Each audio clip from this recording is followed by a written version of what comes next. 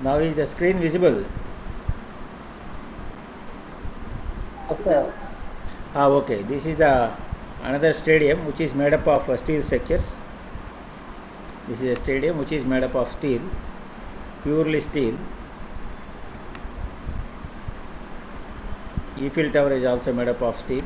This one stadium is made up of steel, and of course you see electric lines. Actually, this pole is also steel pole, and these hangers and all, these are all steels. So this is another example where electricity is supplied with the help of steel structures. You see this one. This is another example which is you find in amusement parks and all. Okay.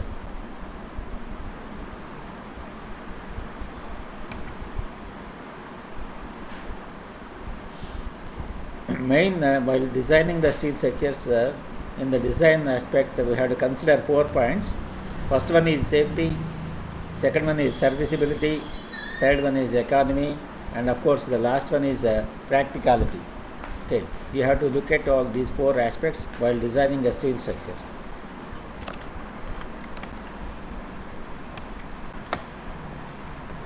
And coming to steel structures, we have in the concrete structures also we have seen big beams, slabs, columns, foundations and all. In steel structures also we have to discuss the connections. That means in a structure there may be so many members that we have to connect actually. So we have to see first of all the connections in the steel structures, that is most important. And next one is tension members, third one is compression members, fourth one is beams and roof trusses, and of course we have to discuss the gantry gutters. So these are all the various members or topics that are to be discussed in steel structures. Okay. So first you have to see connections. So for connecting any two members, so we have to know how to connect them. That is dealt in connections. So we have of course 2 types of connections, bolted connection and a welding. These 2 are connections. So we will discuss those 2 in connections. Then how to design tension members. Then third one is hello. Raghu, చెప్పు. Slide change అవ్వట్లేదు sir. Slide change కావట్లేదా? Sir నాకు ఇక్కడ అయిపోయిందే మరి. Stadium దగ్గర అయిపోయింది sir. అవునా? అదే ఇప్పుడేమన్నా అయిందా? లేదు సార్. ఏంటో ప్రాబ్లం ఏంటో మరి.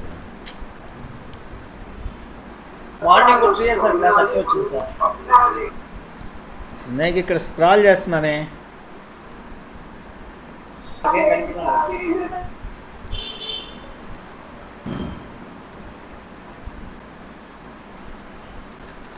some problem with the laptop, I think. ఇప్పుడు ఏ స్క్రీన్ కనబడుతుంది? ఏం కనిపించడం లేదు సార్. ఇప్పుడు స్టేడియం కనిపిస్తుంది. ఒక్క నిమిషం. ఇప్పుడు స్లైడ్ అయిందా? బట్ సార్ కానీ ఇక్కడ నేను స్క్రీన్ అంతా పెద్ద చేయాలి కదా, బట్ మీకు చాలా కనబడుతుంది ఇదంతా. ప్రాబ్లం విత్ ఇప్పుడు పెద్ద స్క్రీన్ కనబడుతుందా? కనబడుతుందా? కనబడుతుందా? ఓకే. స్లైడ్ అయిందా? స్లైడ్ చేంజ్ అయిందా? లేదు సార్, అట్లే ఉంది సార్. అదేందయ్యా,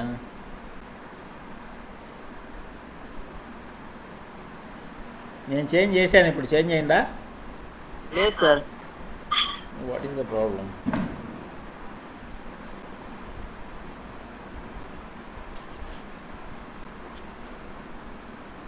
నేనైతే ఇక్కడ స్లైడ్ చేంజ్ చేశాను. మరి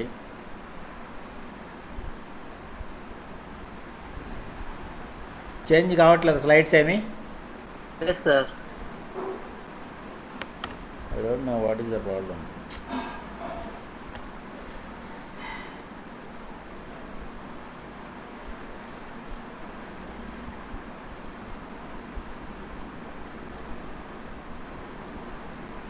పెట్టింది ఇది.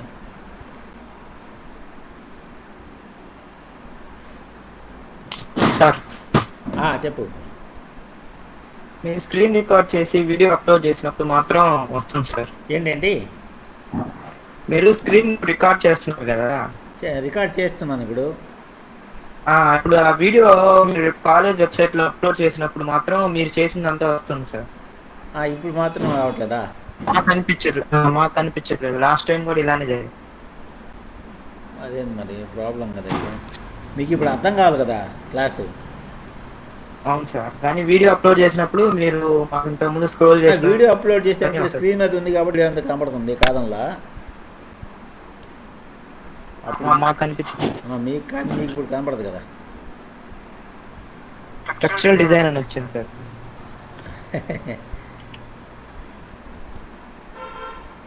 ఒక్క నిమిషం, ఏదో స్టక్ అయిపోతుంది. సమ్ ప్రాబ్లం విత్ ద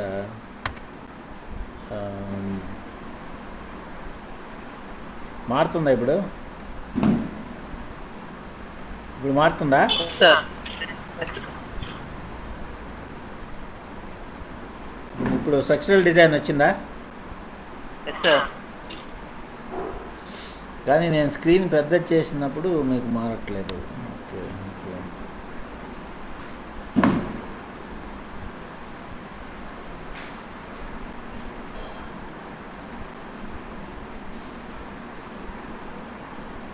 ఇప్పుడు స్క్రీన్ మారుతుందా నేను మారుస్తుంటే? నో సార్, స్ట్రక్చర్ డిజైన్ ఉంది సార్.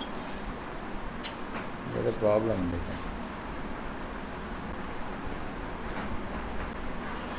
ఒక నిమిషం.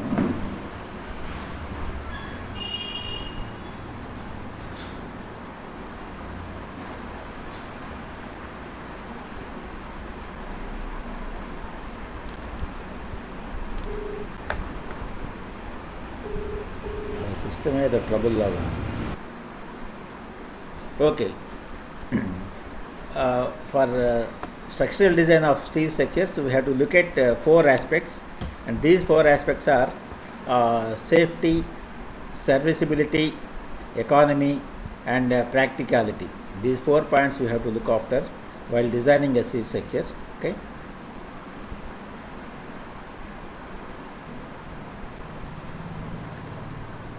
మళ్ళీ ఇప్పుడు స్లైడ్ కావట్లేదు, నేను స్లైడ్ చేసిన కూడా.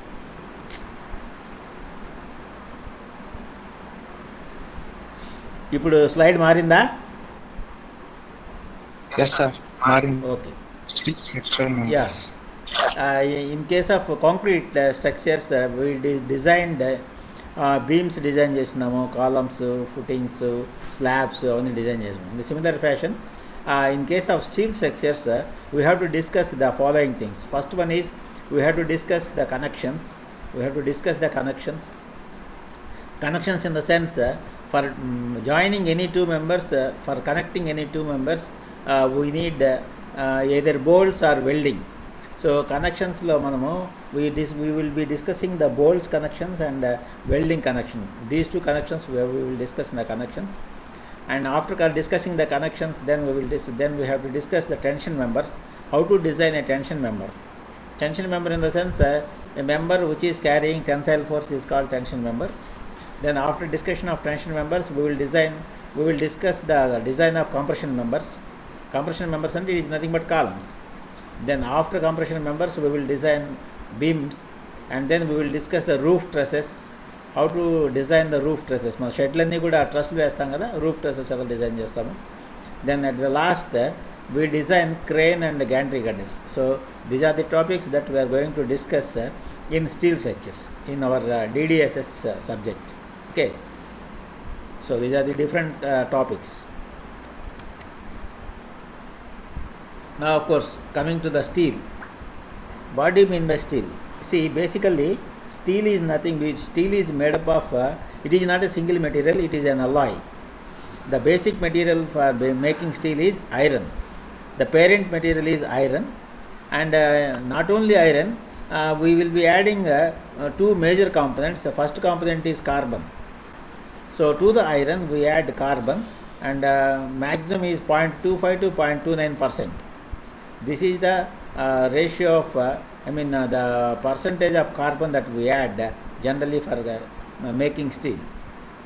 Only 0.25% to 0.29%. This is the range of carbon that we add to the iron.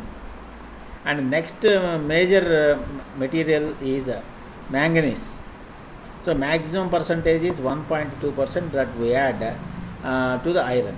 So carbon and manganese are added to iron to get steel. Okay, మిగతా 3-4 వాడతాం కానీ అవి చాలా తక్కువ రేషియోలో ఉంటాయి. Major components, major things are for making steel alloy is iron, carbon and manganese. మళ్ళీ carbon కంటెంటే మారుస్తూ ఉంటాయి. కార్బన్ కంటెంట్ కొంచెం పెంచామనుకోండి, మైల్డ్ స్టీల్ కాస్త HYSD అయిపోతుంది. So generally in case of steel structures we use mild steel only. So the carbon content will be 0.25% and manganese content will be 1.2%.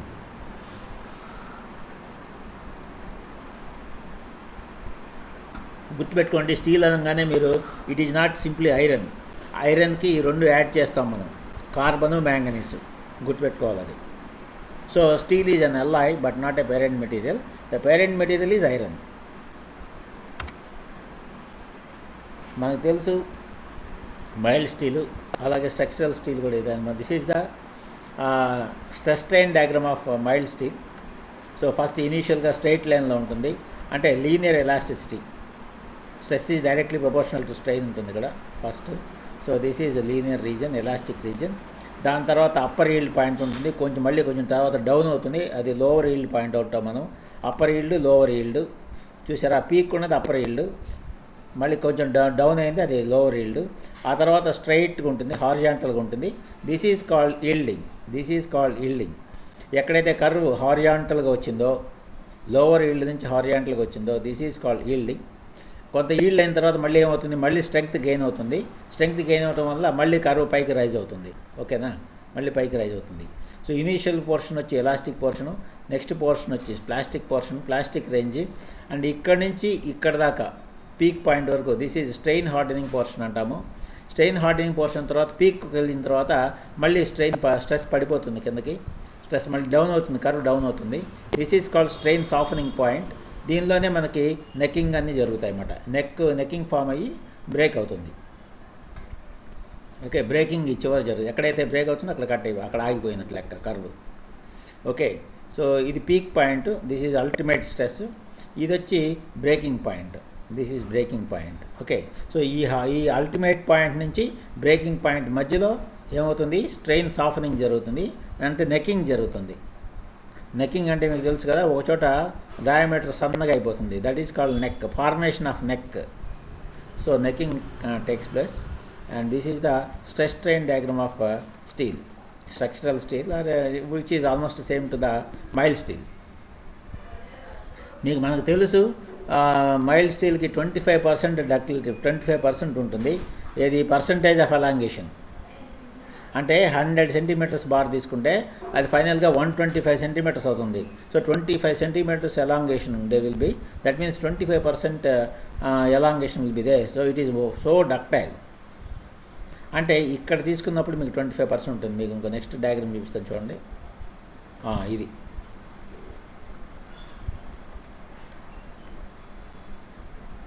VC ఇక్కడికి వచ్చేసరికి 25%, 27% ఇది 27% ఎలాంగేషన్ ఉంది.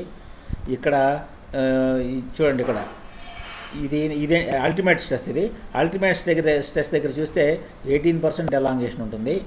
అలాగే అల్టిమేట్ స్ట్రెయిన్ హార్డనింగ్ స్టార్ట్ అయ్యేటప్పుడు చూస్తే 1.5% ఎలాంగేషనే.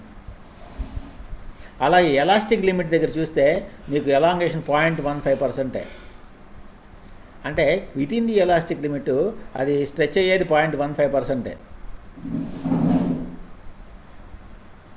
Okay, టోటల్గా 27% elongation ఉంటే elastic లిమిట్లో అది 0.15% స్ట్రెచ్ అవుతుంది. So such a great ductility it has. సో మనం ఒకసారి ఇది దాటింది అంటే next we will go to upper yield, then you will go to lower yield. తర్వాత ఇక్కడ స్ట్రెయిన్ హారిజాంటల్గా ఉంటుంది. ఇదంతా plastic region. Air yielding takes place. Yielding అయిపోయిన తర్వాత కొద్దిసేపటికి మళ్ళీ స్టార్ట్ అవుతుంది పైకి రైజ్ అవటము. అక్కడ చూస్తే 1.5% ఉంటుంది స్టీల్ ఎలాంగేషన్. ఇక్కడ తీసుకున్నా కూడా 1.5% ఎలాంగేషన్. సో మనం డిజైన్లో మన కర్వ్ని ఇంతవరకే తీసుకుంటాం. ఇదంతా వదిలేస్తాం. మన డిజైన్ చేసేటప్పుడు స్టీల్ స్ట్రక్చర్ని ఇంతవరకే తీసుకుంటాం అన్నమాట. This is the design curve. ఇంక ఇక్కడి నుంచి ఇదంతా వదిలేస్తాం. చూడండి ఎంత ఏరియా ఉందో చూడండి. సో అంతే, మనం డిజైన్ చేసినా కూడా, మనం ప్లాస్టిక్ మనకి లిమిట్ స్టేట్లో డిజైన్ చేసినా కూడా ఇంత స్ట్రెంగ్త్ని మనం కన్సిడర్ చేయట్లా. అంటే ఇంత రిజర్వ్ స్ట్రెంగ్త్ ఉంటుంది స్టీల్కి. So it is so ductile. ఇంత డక్టిలిటీ ఉంది కాబట్టి it gives clear warning before failure. సాగి మీకు బాగా అర్థమైపోతుంది, అది బాగా సాగిపోతూ ఉంది, పడిపోవచ్చు అని. So it gives clear warning because of ductility.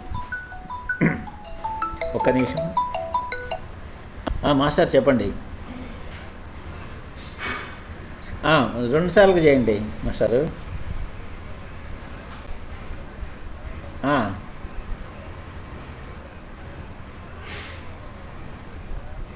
అంటే వాళ్ళ కేసు తీసుకుంటారా?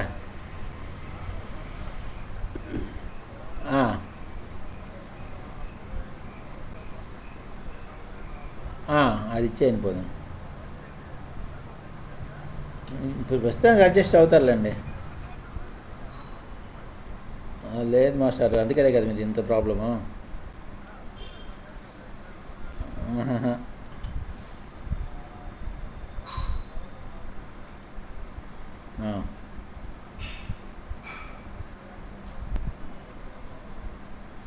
ఒకసారి రావు గారిని అడగండి master.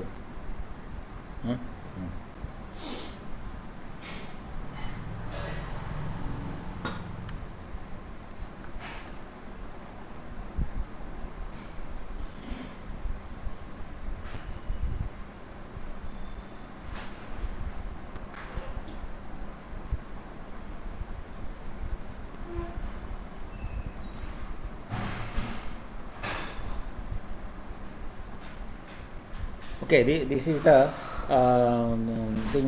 By looking at this diagram, you will be knowing that this is a much ductile material which undergoes 27% elongation. Okay.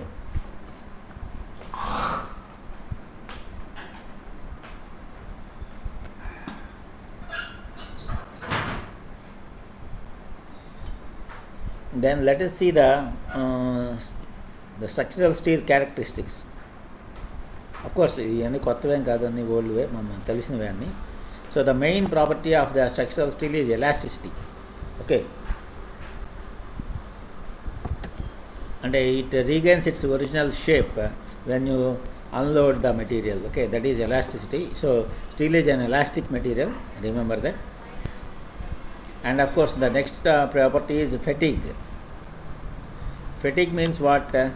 For example, ఇప్పుడు మీరు ఒకసారి load చేస్తే అది 100 మెగాపాస్కల్స్ దగ్గర ఫెయిల్ అయింది అనుకోండి.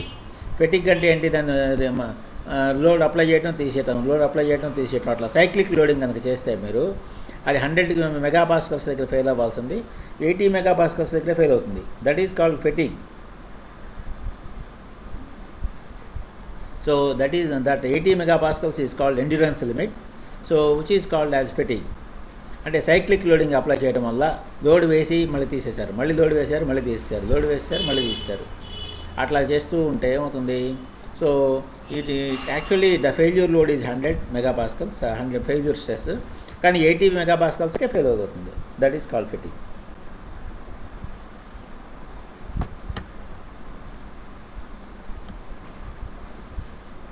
Then ductility.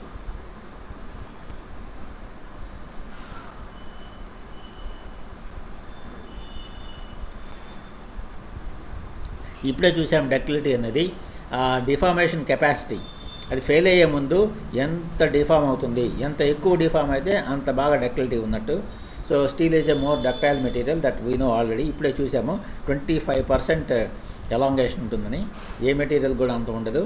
కాంక్రీట్కి అయితే కాంక్రీట్కి అంత ఉంటుంది, 1% కూడా ఉండదు, మేబీ 0.1% అలా ఉంటుంది. కానీ దీనికి 25% ఎలాంగేషన్ ఉంటుంది, గుర్తుపెట్టుకోండి. Next toughness. మనం స్ట్రెంగ్త్ ఆఫ్ మెటీరియల్స్ ల్యాబ్లో టఫ్నెస్ కూడా మెజర్ చేసాం కదా. టఫ్నెస్ అంటే ఏంటి? Ability of the material to observe more energy before failure. Failure అయ్యే ముందు ఎక్కువ ఎనర్జీని అబ్జర్వ్ ఏది చేసుకుంటుందో దట్ ఈజ్ మోర్ టఫ్. ఓకేనా? So we know that steel is a more tough material. బాగా ఎనర్జీని అబ్జర్వ్ చేసుకోగానే ఫెయిల్ కాదు అది. నెక్స్ట్ మెయింటెనెన్స్ చూసుకున్నప్పుడు steel is susceptible to corrosion when exposed to air and water. కాబట్టి మనం ఏం చేయాలంటే ఇంకా దానికి పెయింట్లు వేసుకోవాలా, లేదంటే యాంటీ కరోజివ్ కోటింగ్స్ అన్నీ ఇచ్చుకుంటుండాలా. ఓకేనా? This is one disadvantage with the structural steel because it is susceptible to corrosion. Next fire proofing. సో ఇక్కడ కాంక్రీట్ స్ట్రక్చర్ కన్నా కూడా ఎక్కువ కొంచెం ఫాస్ట్గా రెడ్యూస్ అయిపోతుంది స్ట్రెంగ్త్ ఇక్కడ స్టీల్ స్ట్రక్చర్స్కి when is subjected to firing. Okay, high because it absorbs more fire, I mean heat and hence it softens actually. So temperature పెరిగే కొద్దీ అది ఫైర్ ప్రూఫింగ్ చేయాల్సి వస్తుంది మనం. This is another disadvantage when compare to the concrete structures. చూడండి, కింద curve ఇచ్చినాం చూడండి. టెంపరేచర్ పెరిగే కొద్దీ ఓకే, దాని ఈల్డ్ స్ట్రెంగ్త్ అలా తగ్గిపోతూ ఉందో చూడండి. ఇలా తగ్గిపోతూ ఉంది, డ్రాస్టిక్గా తగ్గిపోయింది చూడండి. 1800 డిగ్రీ సెంటిగ్రేడ్కి వచ్చేసరికి అసలు దాని ఈల్డ్ స్ట్రెంగ్త్ ఎంత పడిపోయింది? 100% నుంచి 10% పడిపోయింది ఈల్డ్ స్ట్రెంగ్త్. 1400 డిగ్రీ సెంటిగ్రేడే దగ్గరే 10% పడిపోయింది yield strength. Okay,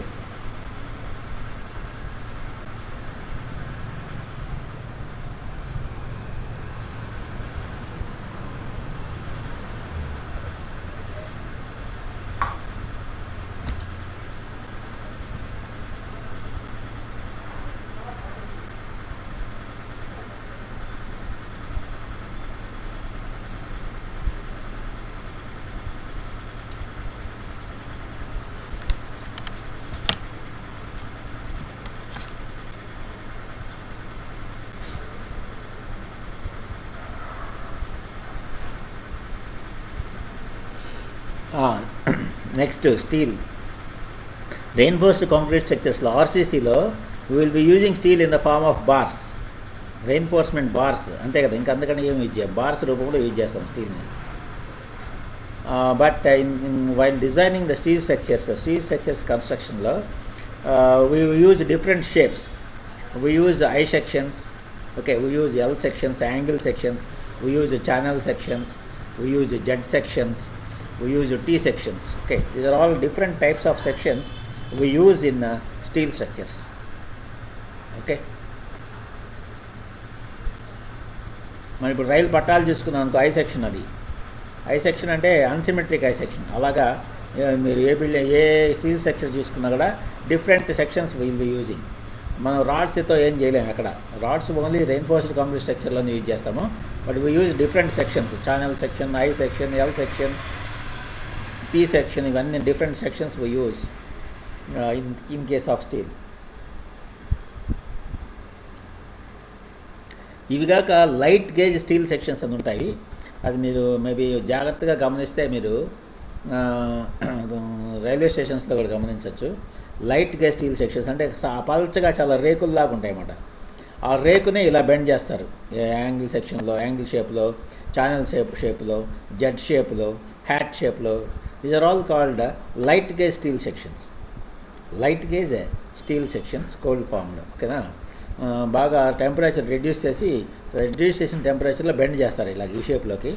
so these are all light gauge steel sections. Okay, and of course మనకి ఇప్పుడు సిలబస్లో ఇవే ఉన్నాయి, మెయిన్ ఈ సెక్షన్సే ఉన్నాయి. లైట్ గేజ్ స్టీల్ సెక్షన్స్ ఇవి లేవు. This is not in syllabus. Okay,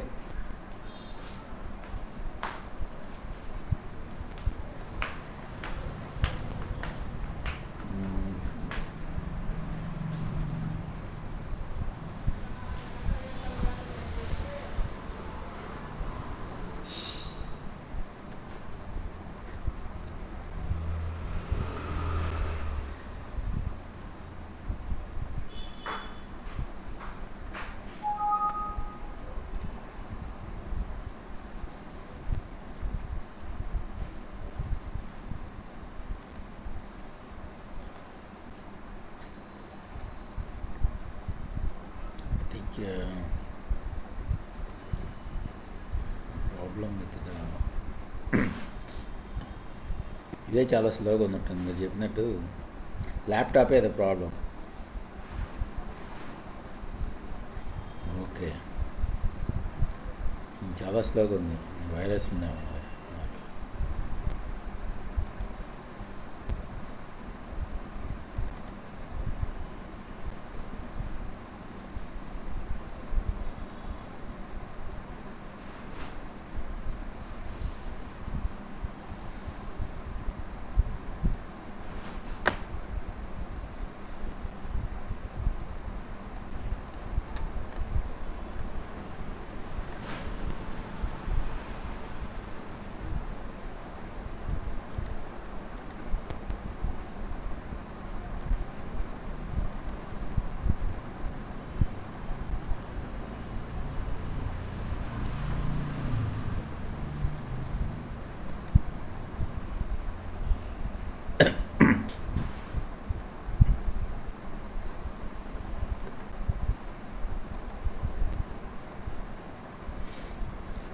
Krishna కనబడుతుందా? వస్తుంది సార్, ప్రజెంట్ అవుతా ఉంది. వేరే స్క్రీన్ షేర్ చేశాను, కనబడుతుందా? Yes sir, Indian standard. Yes. Okay, మనం ఇప్పుడే డిస్కస్ చేసాము, మనం డిఫరెంట్ క్రాస్ సెక్షన్స్ యూజ్ చేస్తుంటామని బీమ్స్లో, స్టీల్ సెక్షన్స్లో. సో దానిలో జనరల్ ఫస్ట్ ఐ సెక్షన్స్ ఎక్కువ యూజ్ చేస్తుంటాము, ఐ సెక్షన్స్. సో దానికి రకరకాల పేర్లు ఉన్నాయి. మన మార్కెట్లో చూస్తే ISJB, ISLB, ISMB, ISHB, ISWB, ISSC. These are all different I sections that are available in the market. IS అంటే ఇండియన్ స్టాండర్డ్స్, జేబి అంటే జూనియర్ బీమ్, ఐఎస్జేబి అంటే ఇండియన్ స్టాండర్డ్ జూనియర్ బీమ్. అలాగే ఐఎస్ఎల్బి కూడా మార్కెట్లో ఉంటాయి. Those are nothing but Indian standard light beam. Okay, అంటే junior beams అంటే చిన్న చిన్న సెక్షన్స్ ఉంటాయి, లైట్ బీమ్స్ అంటే మీడియం సెక్షన్స్ ఉంటాయి అన్నమాట, కొంచెం పెద్దగా ఉంటాయి బీమ్స్.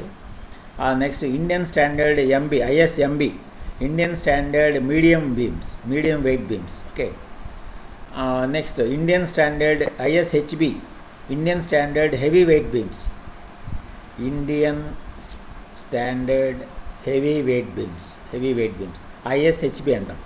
ఐఎస్ఎంబికి ఐఎస్హెచ్బికి తేడా ఏంటంటే క్రాస్ సెక్షన్ సేమ్ ఉంటుంది, బట్ థిక్నెస్ ఎక్కువ ఉంటుంది అనమాట, కాబట్టి వెయిట్ ఎక్కువ వస్తుంది, హెవీ వెయిట్ వస్తుంది అన్నమాట ఇది.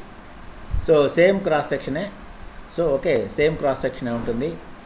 అంటే height of the section, width of the flange, breadth of the flange అన్నీ ఒకటే ఉంటాయి, బట్ థిక్నెస్ మాత్రం ఎక్కువ ఉంటుంది, కాబట్టి హెవీ వెయిట్ వస్తుంది అనమాట. సో ఐఎస్హెచ్బి అది. అలాగే ఐఎస్డబ్ల్యూబి బీమ్స్ ఉంటాయి. These are all different beams we get in the market for steel structures. So ఇప్పుడు ఐఎస్ఎల్బి 300 అంటే ఏంటి? ఐఎస్ఎల్బి అంటే Indian standard, okay, Indian standard light beam. Okay, Indian standard light beam. 300 అంటే it is the 300 mm depth. So మీకు I section depth ఇక్కడ 300 mm ఉంటుంది. So ఐఎస్ఎల్బి 300, దాని మార్కెట్లో ఐఎస్ఎల్బి 300 అంటారు. ఐఎస్ఎల్బి 400 అంటే Indian standard light beam with 400 mm depth. Okay, so ఇలా వెళ్ళి అడగాలి మార్కెట్లో ఐఎస్ఎల్బి 300, ఐఎస్ఎల్బి 400, లేకపోతే ఐఎస్ఎంబి 500, ఐఎస్డబ్ల్యూబి 600 అలా అడుగుతాం వెళ్ళి. సో ఐఎస్ఎల్బి, ఐఎస్ఎంబి, ఐఎస్డబ్ల్యూబి అలాగ ఉంటాయి. ఇక్కడ పక్కన వచ్చి నంబర్ ఉంటుంది, that number indicates the depth of the section. Depth of the section ఇచ్చి చూడండి, ఇక్కడ ఐ సెక్షన్ గీస్తున్నాను, దీని డెప్త్ వచ్చి 300 mm. So this is ISLB 300. So మరి ఇక్కడ width of the flange, thickness of flange, depth of web, ఇవన్నీ కూడా మనం స్టీల్ టేబుల్ ఒక బుక్ పబ్లిష్ చేస్తుంటారు. ఆ స్టాండర్డ్, దీనికి స్టాండర్డ్ డైమెన్షన్స్ ఉంటాయి. ఆ డైమెన్షన్స్ అన్నీ మీకు ఎక్కడి నుంచి తెలుస్తాయంటే బుక్లో చూసుకోవాలి మీరు. Steel tables. Okay, so steel tables book మీరు కొనుక్కొని పెట్టుకోవాలి. సో స్టీల్ టేబుల్స్ బుక్ మార్కెట్లో దొరుకుతుంది. ప్రతి ఒక్కళ్ళు కూడా స్టీల్ టేబుల్స్ బుక్ కంపల్సరీగా దగ్గర పెట్టుకోవాలా. ఓకేనా? ఈ స్టీల్ టేబుల్స్ బుక్లో మీకు ఐఎస్ఎంబి 400కి ఏమేమి వాటి సైజ్ ఎంత ఉంటుంది, వాటి ఐఎక్స్ఎక్స్ ఎంత ఉంటుంది, ఐవైవై ఎంత ఉంటుంది, వాటి సెక్షన్ మాడ్యులస్ జెడ్ ఎంత ఉంటుంది, దాని రేడియస్ ఆఫ్ గైరేషన్ ఆర్ ఎంత ఉంటుంది, అవన్నీ కూడా ఈ స్టీల్ టేబుల్స్లో ఉంటాయి. So you have to purchase a book called steel tables.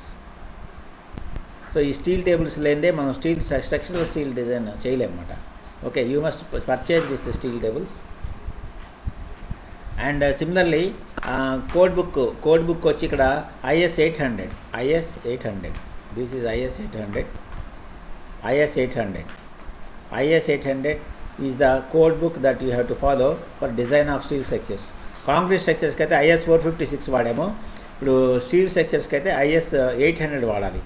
Okay, IS 800లో ఉండే క్లాజెస్ యూజ్ చేసుకొని you have to design the steel structures. Okay, ఈ 2 books compulsory. IS 800 code book కావాలా, అలాగే స్టీల్ టేబుల్స్ కావాలా. ఈ 2 లేకుండా మీరు స్టీల్ స్ట్రక్చర్స్ డిజైన్ చేయలేరు. ఒక పేజీ కూడా వెళ్ళలేదు ముందుకి. Okay, remember.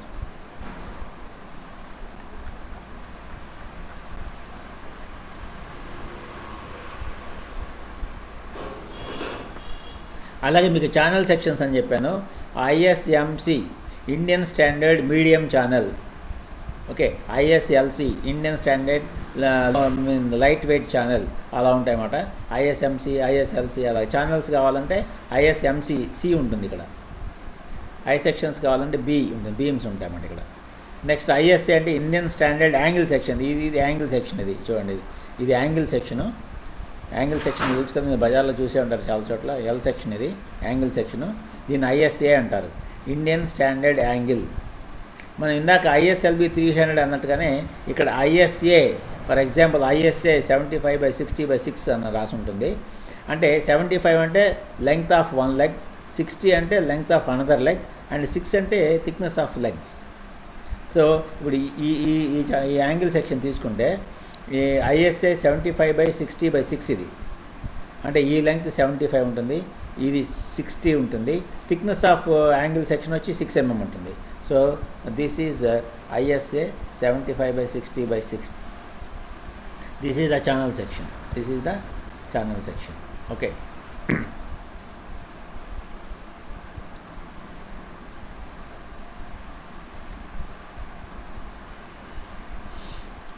నెక్స్ట్ ఇట్లాగా యాంగిల్స్ సెక్షన్ యూజ్ చేసుకోవచ్చు.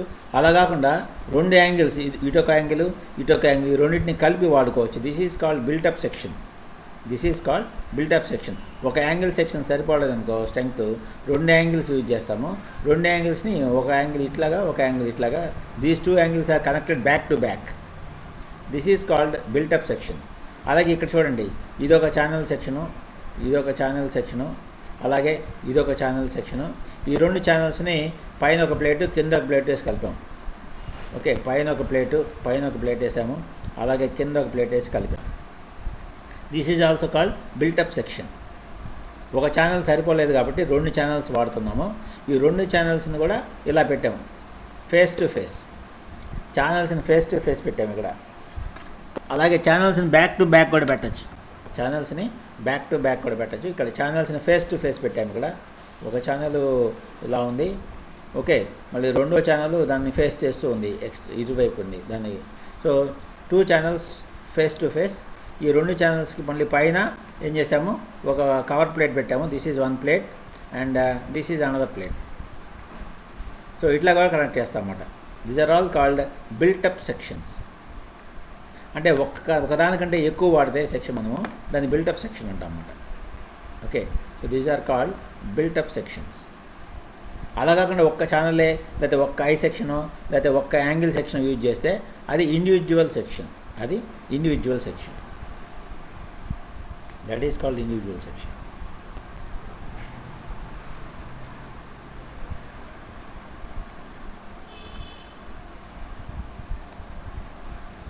Next main advantage of steel structure ఏంటంటే, స్టీల్ స్ట్రక్చర్ ఒకటి తీసుకోండి, బీమ్ తీసుకోండి, అలాగే కాంక్రీట్ బీమ్ ఒకటి తీసుకోండి. స్టీల్ బీము, కాంక్రీట్ బీమ్ తీసుకున్నప్పుడు సేమ్ వెయిట్ ఉన్నాయనుకోండి 2, బట్ స్టీల్ బీమ్కి స్ట్రెంగ్త్ వచ్చి 3.5 times than the strength of concrete beam. Okay, so that is the average. So strength by weight చూసుకుంటే, మీకు స్ట్రెంగ్త్ డివైడెడ్ బై వెయిట్ ఆ ratio తీసుకుంటే steel వచ్చి 3.5 times more than concrete. So this is the major advantage of steel when compared to concrete.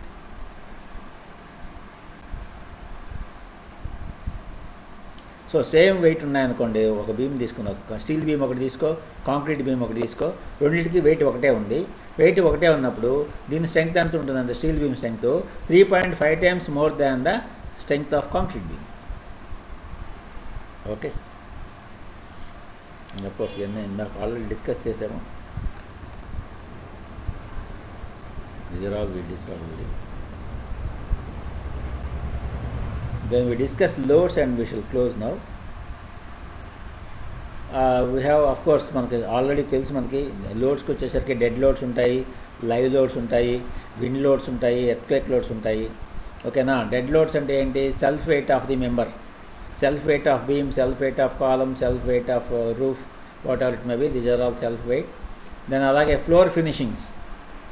So దానికి finishing ఏం చేసామో దాని వెయిట్ తీసుకోవాల్సి వస్తుంది. అలాగే weight of partitions are weight of parapet walls, partition walls ఎంత కట్టున్నామా, పారాపెట్ వాల్స్ కట్టున్నామా, దాని వెయిట్ ఎంత తీసుకోవాల్సి వస్తుంది. దెన్ అలాగే then live loads. Coming to the live loads, live loads తీసుకున్నప్పుడు we have to take the weight of the occupants.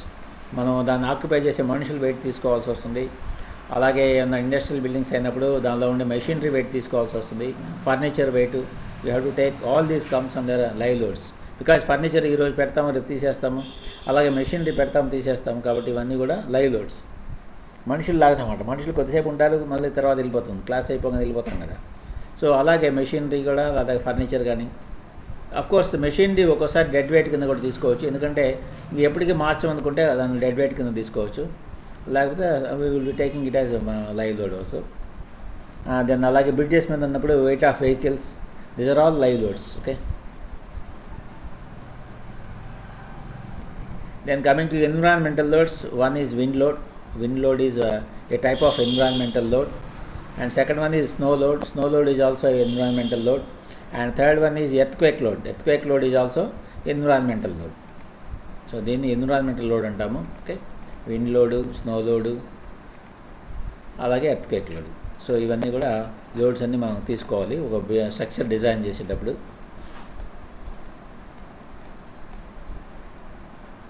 తర్వాత ఫైనల్గా డిజైన్ చేసేటప్పుడు dead load plus live load combination, అంటే ఒక స్ట్రక్చర్ మీద ఒకటేసారి డెడ్ లోడ్ లైవ్ లోడ్ రెండు వేస్తే దానికి మూమెంట్స్ ఎలా వస్తాయి, షియర్ ఫోర్స్ ఎలా వస్తాయి, ఏంటి తీసుకొని దాన్ని డిజైన్ చేయాలి. అలా కాకుండా అదొక కాంబినేషను.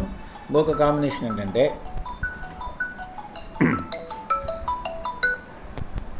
నాగేశ్వరరావు, అదే నేను నారాయణకి వేసాను, ఆయన నిమ్మన్నాను వచ్చి అక్కడికి. ఓకే ఓకే భలేవాడు పాపా. ఎప్పుడంటారు discharge Nageswararao?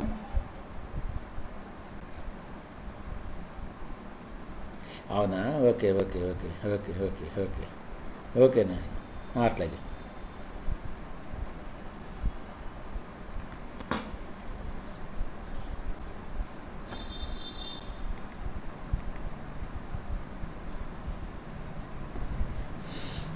Next combination is dead load plus live load plus wind load. This is one combination that you have to check. Or wind load, earthquake load, that is one. Next one more combination is dead load plus wind load, or dead load plus earthquake load. These three combinations that you have to check for design of steel structural elements.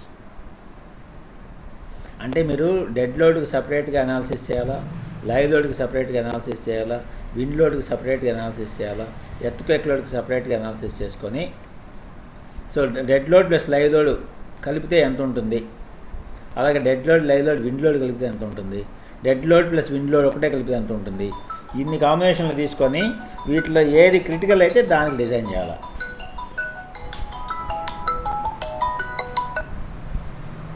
Scene, ఏందా ఈ system చాలా స్లోగా ఉంది ఇదేం.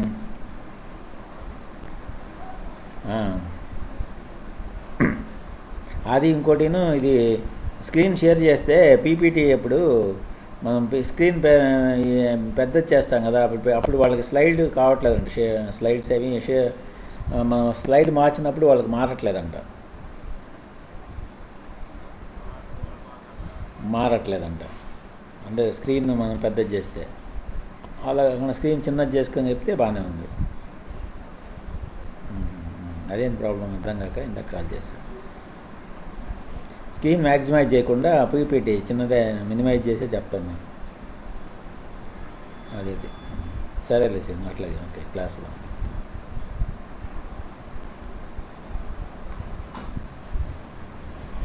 So these are the different load combinations that you have to.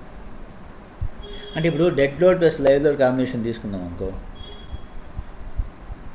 So ఒక member తీసుకున్నప్పుడు dead load plus live load combination తీసుకున్నప్పుడు ఒక మెంబర్లో బెండింగ్ మూమెంట్ ఎక్కువ రావచ్చు.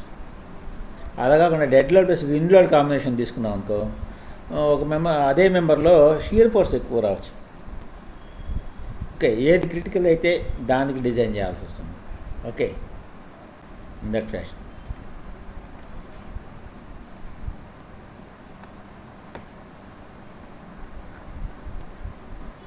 I think we shall stop here and we shall discuss in the next class. Okay.